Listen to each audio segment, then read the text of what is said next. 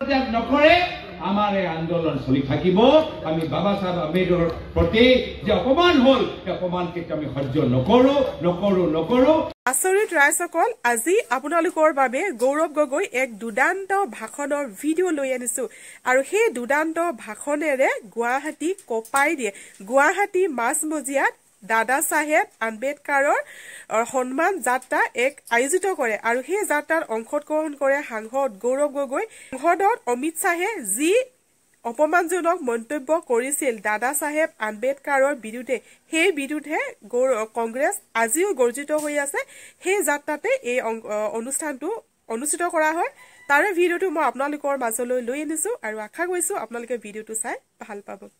ভাৰতৰ সংবিধান যেতিয়া প্ৰকাশ হৈছিল সেই সময়ত RSS বিৰোধিতা কৰিছে, কৈছে যে ভাৰতৰ সংবিধানত ভাৰতীয় সংস্কৃতিৰ কোনো উদাহৰণ নাই, কোনো প্ৰমাণ নাই। তেওঁলোকে ভাৰতীয় সংস্কৃতি নাজানে। আজি ভাৰতীয় সংস্কৃতি সমাজবাদী হয়, ভাৰতীয় সংস্কৃতি নিৰপেক্ষ হয়, ভাৰতীয় সংস্কৃতি গণতান্ত্ৰিক হয়, ভাৰতীয় সংস্কৃতিক আমি ন্যায় মৰ্যাদা দিওঁ, স্বাধীনতাৰ ওপৰত বিশ্বাস কৰোঁ আৰু মৰ্যাদা আৰু সুযোগৰ ক্ষমতাৰ ওপৰত আমি বিশ্বাস কৰোঁ। কিন্তু এইখিনি কথা RSS নিবিচাৰে, গণতান্ত্ৰিক দেশ নিবিচাৰে, সমাজবাদী দেশ নিবিচাৰে, ক্ষমতা নিবিচাৰে, বাক স্বাধীনতা নিবিচাৰে, সামাজিক ন্যায় নিবিচাৰে। আৰু সেইকাৰণে প্ৰথম দিনৰ পৰা তেওঁ RSS হিন্দু মহাসভাই সংবিধানক বহিষ্কাৰ কৰিছে। কিন্তু দেখা পালে যে এতিয়া যে গোটেই আমাৰ ভাৰতৰ জনসাধাৰণে সংবিধানক স্বীকাৰ কৰিছে, আদৰিছে, তেতিয়া RSS আৰু হিন্দু মহাসভাই এটা দীৰ্ঘ দিনৰ এটা নাটক সৃষ্টি কৰিলে। কি নাটক সৃষ্টি কৰিলে? যে লাহে লাহে লাহে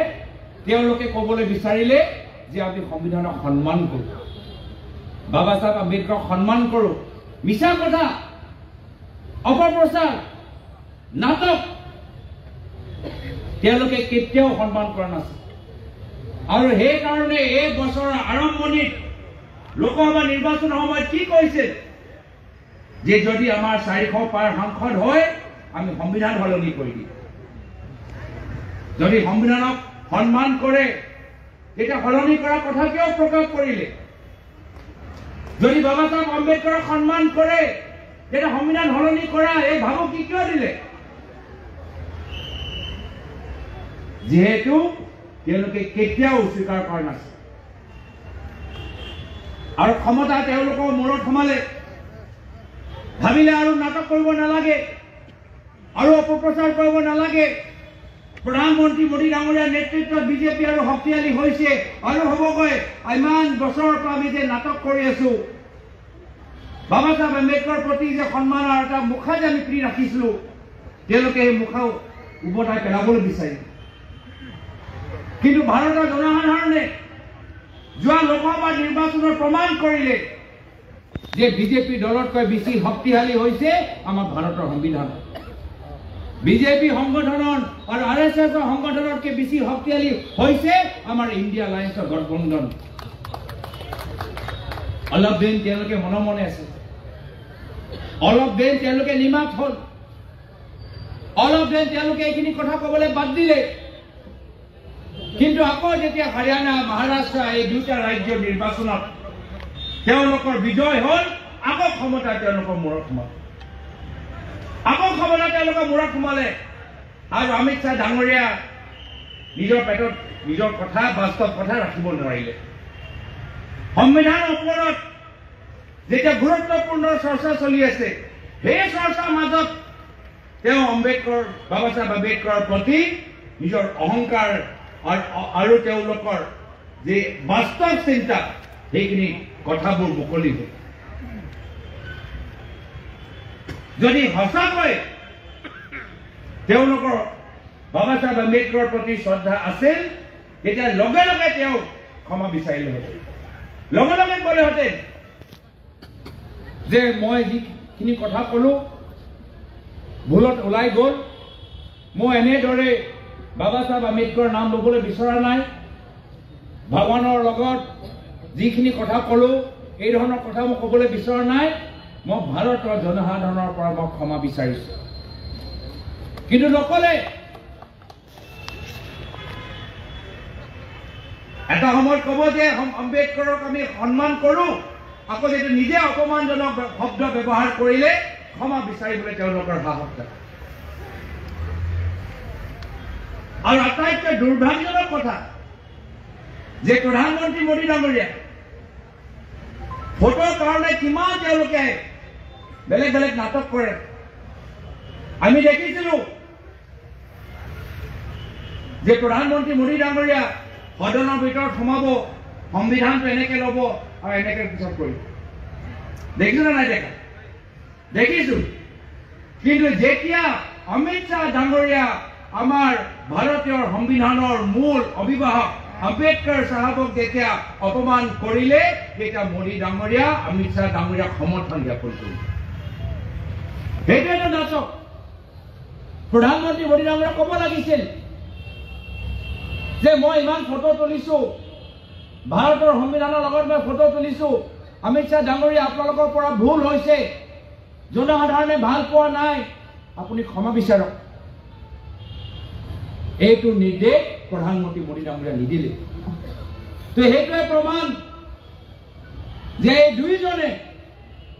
RSSৰ প্ৰচাৰক দৰে ভাৰতৰ সংবিধানক সন্মান নকৰে আৰু দুৰ্ভাগ্যজনক কথা আজি য'ত আমি আম্বেদকাৰ সন্মান যাত্ৰা আৰম্ভ কৰিবলৈ বিচাৰিছো আমাৰ অসমৰ মুখ্যমন্ত্ৰী অমিত শ্বাহ ডাঙৰীয়াক ভাল পাবৰ কাৰণে আমালোকক বাধা দিবলৈ চেষ্টা কৰিছে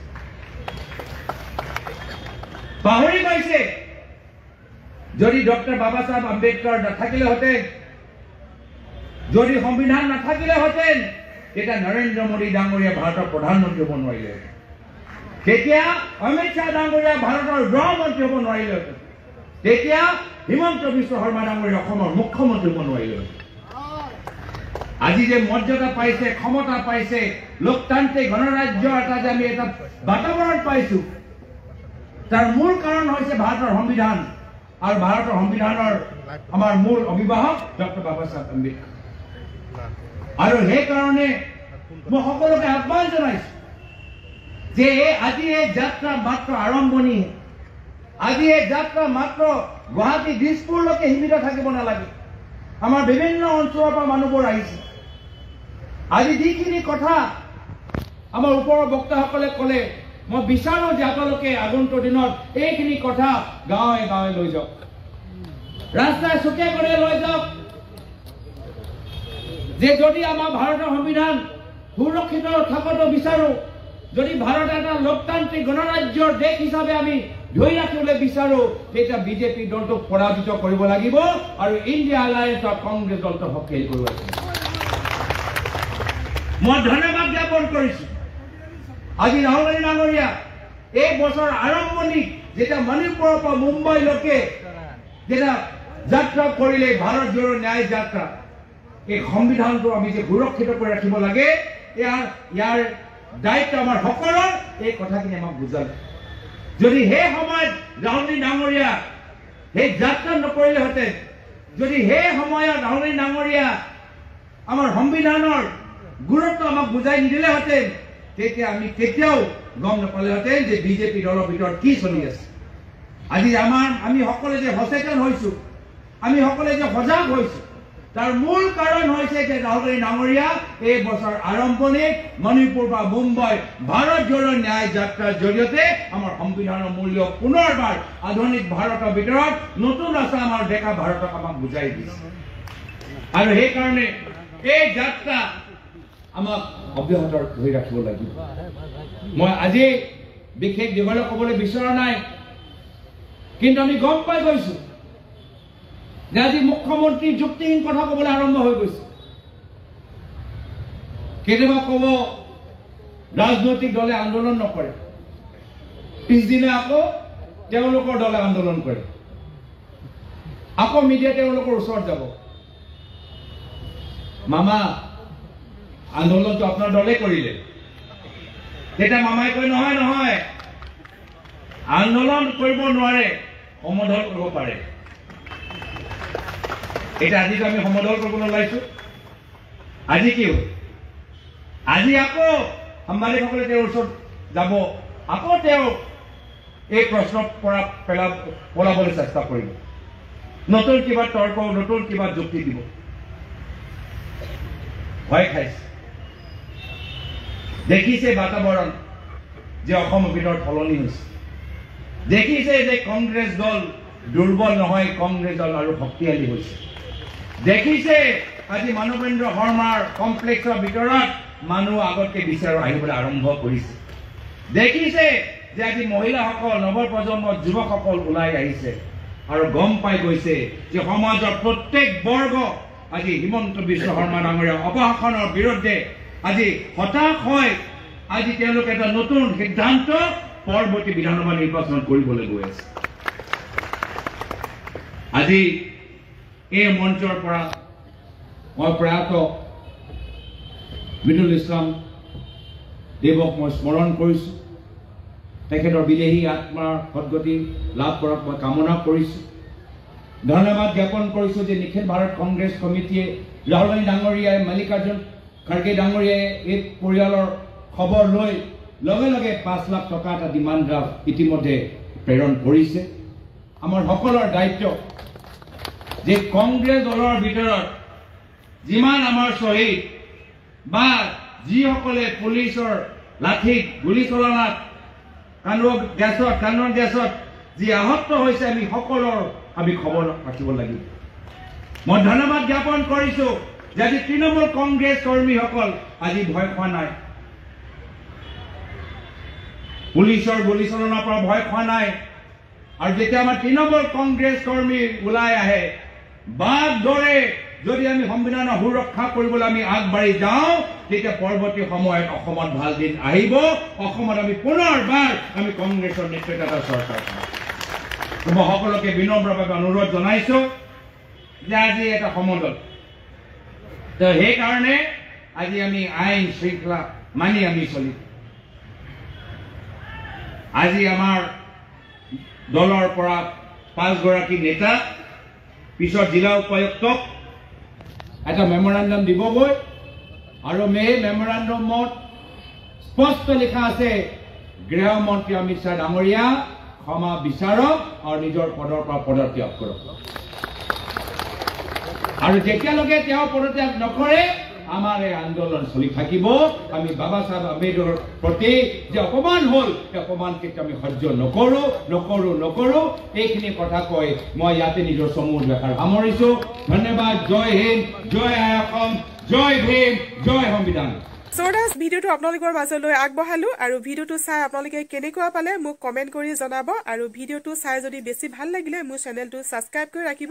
এই ধৰণৰ ভিডিও আপোনালোকৰ মাজলৈ আগবঢ়া তো ঠিক আছে ৰাজ আজি ভিডিওটো এইখিনিতে সামৰণি মাৰিছো পুনৰ লগ পাম নতুন এটা ভিডিওৰ সৈতে আজিলৈ বাই বাই